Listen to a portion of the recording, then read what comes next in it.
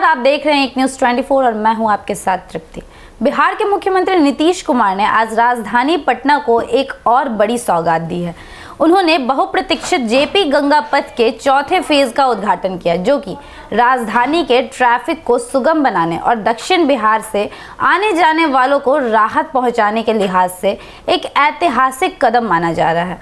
आपको बता दें कि जेपी गंगा पथ फेज 4 को बनाने में लगभग 3,831 करोड़ रुपए की लागत आई है और इसकी कुल लंबाई 20.5 किलोमीटर है। इस परियोजना के तहत दीघा को सीधे दीदारगंज से जोड़ दिया गया है और गंगा के किनारे बनी शानदार सड़क ने पटना के उत्तर और दक्षिण हिस्सों से जोड़ने वाली कनेक्टिविटी को नया आयाम दे दिया है।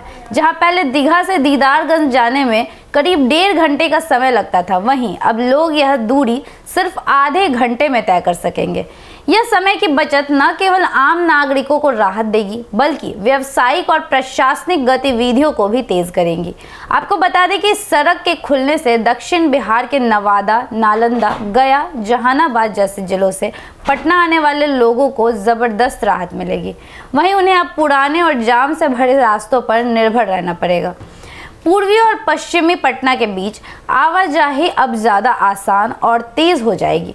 आपको बता दें कि जेपी गंगा पथ पटना की लाइफलाइन की तरह कार्य कर रही है।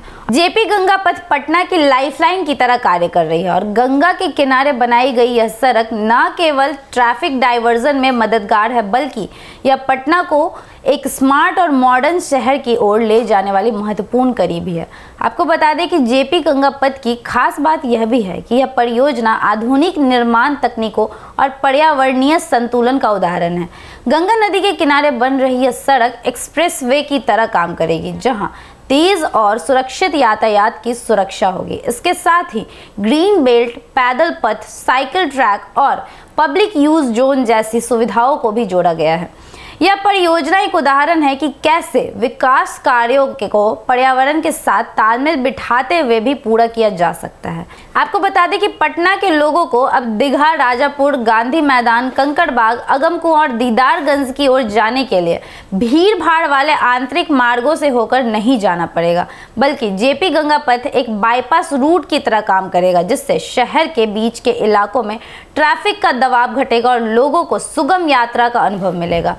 यह सड़क भविष्य की बढ़ती ट्रैफिक ज़रूरतों को ध्यान में रखकर बनाई गई है, जिसमें मल्टी लेन व्यवस्था, एलिवेटेड रोड और तकनीकी दृष्टि से उन्नत सुविधाएं शामिल हैं। इस उद्घाटन का समय भी महत्वपूर्ण है, क्योंकि बिहार में विधानसभा चुनाव नज़दीक हैं और मुख्यमंत्री नीतीश कुमार इस तरह की विकास परियोजनाओं के माध्यम से अपने शासन की छवि को मजबूत करने और लोगों को यह संदेश देने की कोशिश कर रहे हैं कि उनकी सरकार विकास के मुद्दों पर गंभीर है और निरंतर काम कर रही है। जेपी गंगा पथ को नीतीश मॉडल के तहत किए गए बुनियादी ढांचे के विकास का एक अहम उदाहरण माना जा सकता है और इस परियोजना का पूरा होना यह दर्शाता है कि सरकार योजनाओं को सिर्फ कागज पर नहीं, बल्कि जमीन पर भी असल में ला रही है।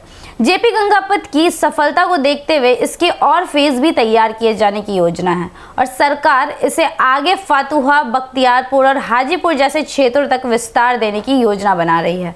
आपको बता दें कि इससे न सिर्फ पटना बल्कि इसके आसपास के जिलों की कनेक्टिविटी और भी बेहतर होंगी और जेपी गंगा पथ फेज 4 का उद्घाटन केवल एक सड़क परियोजना का उद्घाटन नहीं है, बल्कि यह बिहार के भविष्य के लिए एक मजबूत आधारशिला है। और आपको बता दें कि यह परियोजना विकास, कनेक्टिविटी, समय की बचत, पर्यावरण संरक्षण और आधुनिक शहरी जीवन की दिशा में बड़ा कदम है। मुख्यमंत्री नीतीश कुमार का यह प्रयास राजधानी पटना को एक स्मार्ट सिटी में बदलने की दिशा में निर्णायक साबित हो रहा है। आम जनता के लिए यह एक ऐसी सुविधा है जो उनकी रोजमर्रा की जिंदगी को आसान बनाएगी और उन्हें बेहतर ट्रैफिक व्यवस्था के साथ नई पटना की तस्वीर दिखाएगी। तो ऐसी खबरों के लिए जुड़े रहिए एक न्यूज़ 24 के साथ। दीजिएगा इजाजत। धन्यवाद।